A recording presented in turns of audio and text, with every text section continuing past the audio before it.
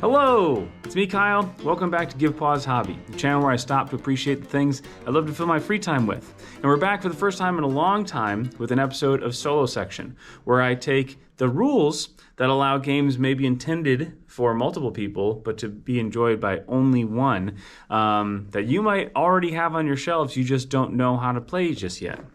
For today, we're looking at Pandemic Fall of Rome. Pandemic has been kind of at the core of my hobby gamer heart ever since I started in its various iterations. This is currently, and for the foreseeable future, my favorite of all the pandemics. I think the changes it brings to the format is really cool. I like how the barbarians travel along the roads. I haven't played all of them, but of the ones I've played, this one takes the cake. And one really cool part about this is Pandemic has always been able to be played multi-hand solo. I don't know that you could actually play with one role in like old school Pandemic. I've never actually tried. But you could just sort of keep things separate. Like if you're a solo game player, we've all done at some point or another. However, this game, Fall of Rome, came with a really cool thing, and that's just one column of rule text for the solitaire mode.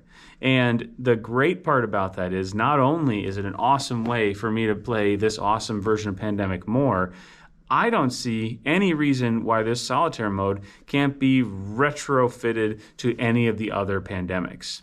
Now, obviously, it was designed or rather tested for this one is in this rule book, but I'll go over later on how I think that this could be implemented in any of the Pandemic games that you want to play yourself, but not have to do the traditional multi-hand technique. So with that, let's get into the rule book and show off the different aspects of the solitaire mode, starting with the setup. So first off, I've been calling it solitaire mode. It's a solitaire challenge. I'm sorry. And it says, when playing Pandemic Fall of Rome as a single player, you assume the burden of Emperor and command 3 different roles. So how does that work? Let's see. All right, setup. It says, set the game up as normal with the following changes. Remove the Mercator role and the do des event card from the game. They are not used in the solitaire challenge. So let's just take a quick look at those things. So the Mercator role and the des I give so that you will give back to me. These both reference trading cards with another player. And I'll come back to this idea when we talk about can you or can you not use this with the other Pandemic games you have on your shelf, because this concept, this mechanical concept, is important for you to not have knocking around inside your game, because it's not really going to be helpful based on how a game is set up. So for now, just know that Mercator and des are going to be removed, so they will not be in contention for either the events or the roles that are part of the game. Next up, deal 3 roll cards to yourself in a row from left to right and take the matching pawns to form the team of 3 rolls that you will command. All 3 of these rolls will share your single hand of cards. Place the white pawn, normally used for the Mercator, on top of the leftmost roll card to indicate which roll takes the first turn. Return the remaining roll cards and pawns to the box. So this is just a fancy way of saying you're going to choose 3 rolls. You're going to put them left to right. That's going to be important. You have to take that order.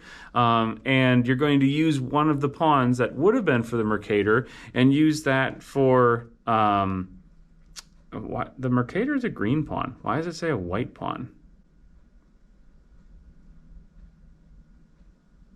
I'm not sure. But anyways, you're going to use an extra pawn, something that you're not using for your rolls, to just help you remember which of your people was taking the turn last, because again, as a solo game player, the whole burden of remembering everything is on your brain. So anytime you can externalize that into a little pawn moving, it's a good thing to do. Next up, when preparing the player components, before adding event cards, shuffle all the city cards, deal 3 of them to form your starting hand, and deal 3 cards face up to the side of the board to form the Treasury. Then shuffle 4 event cards into the remaining city cards. So this is a bit of a change from the workflow setup, because there's a 0% chance that you're going to start the game with an event in hand. The game makes sure that that is not possible. But really, I think it's in here to ensure that there isn't an event card that accidentally gets locked into your treasury. And we'll get to treasury in just a second when we get this last little setup thing. Place one pawn and its 2 legions into each of the 3 cities that match the 3 city cards in your hand. So again, a teeny little change this time. You don't get to choose which city card you're starting in, because each of your 3 pawns will start in one of the 3 things. So in the rulebook, play, like the actual style of play, is described next. We're going to jump down to Treasury to talk about that, because that is a kind of important concept that was just referenced by me for this setup. So let's unpack that a little bit. So under Treasury, it says this is an area next to the board that can house city cards. Some city cards are dealt to the treasury during setup, but the plot action allows you to store additional cards in the treasury and retrieve any cards present there. There is no limit to the number of cards that can be stored in the treasury. So let's take a look at the plot action so we can actually talk about this. So it says, instead of the normal plot action, which, as a reminder, is if you're in a city and with another player and you both agree to it, you can give them the city card that matches, or you can take the matching city card from that player. Now, you will have multiple pawns around on the table, but you're all drawing from the same hand. So you can't really trade if it's all coming and going to the same place. So the way plot action works in the solitaire challenge is you can deposit a city card that matches your city from your hand to the treasury. Or you can withdraw a city card that matches your city from the treasury to your hand.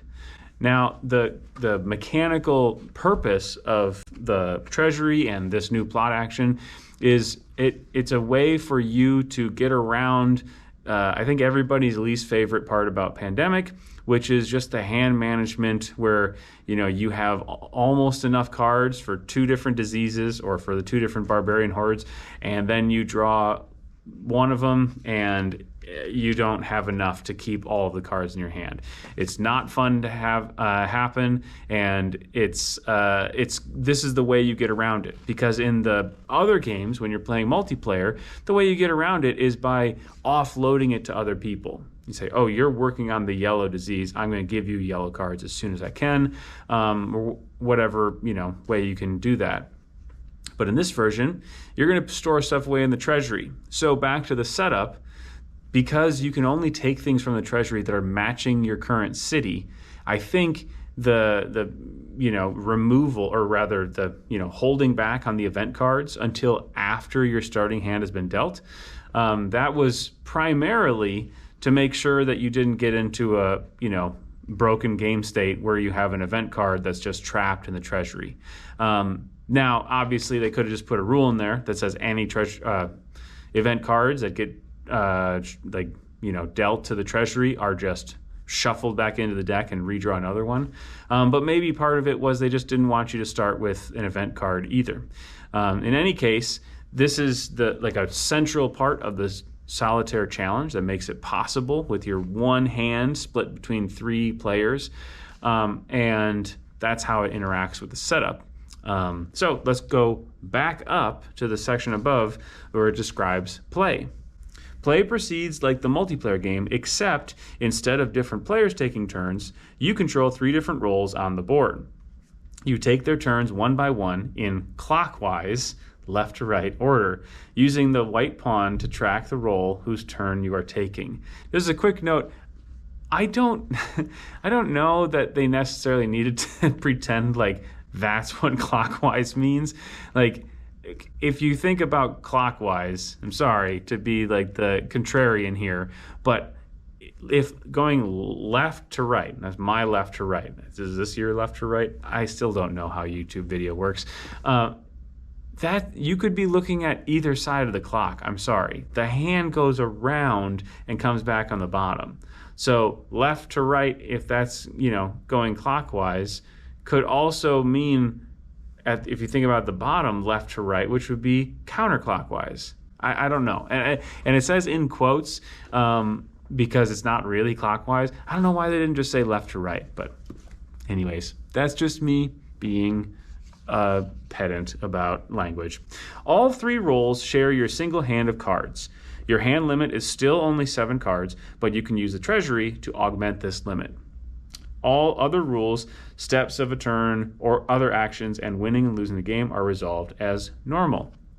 So again, to look at, the structure of the rules, I don't know why play wasn't below Treasury and plot. They've referenced the Treasury a few times, and they didn't actually explain what the Treasury is until you get to it later. So to me, that play section maybe makes the most sense because that's kind of the last thing to cast you out to sea to go play the game. But in any case, it's 1 column. It's not even 1 page. It's a super pared down, simple way of taking game. Again, that could be played solitaire, like solo mode, just multi-handed. But this is a way for you to reduce some of that just mental clutter and table clutter of having well, this is this character's stuff and this is this character's stuff. Not the end of the world. We've all done it, but this is just another way to look at it. If you look at the Marvel United somewhere in the upper corners, we'll talk about that. The solo section I did for that, this is very similar to the shield mode or the Xavier something, the solo mode for that, where you're essentially also playing 3 characters, but everything is combined into one. I mean, obviously the mechanics of the game are very different. So aside from your single hand of cards controlling 3 characters, then the rest of it is different. But that central conceit is the same. So let's talk about the other pandemics. Again, I don't know for a fact. I have not seen this posted anywhere, but it very well could be put out as a Z-Man Games announcement. Be like, oh, by the way, this solitaire challenge could be used for any of the other pandemic games. In which case, I'm just late to the party and I'm seconding what they've already said. That said, if it's not out there, here I am saying I don't see why this couldn't be bolted onto any other pandemic system. Now, the Mercator and the Do at Des event cards, obviously you're not going to have a Mercator character in a different pandemic, but what you will have are some of the characters like the Researcher or whatever in original Pandemic that do allow you to either give cards more freely, like you don't have to be on the same city, or take cards from other players more easily. In terms of the events, I can't remember, for the different games and the different expansions, what cards have come close to this sort of effect. Editing Kyle will show you here.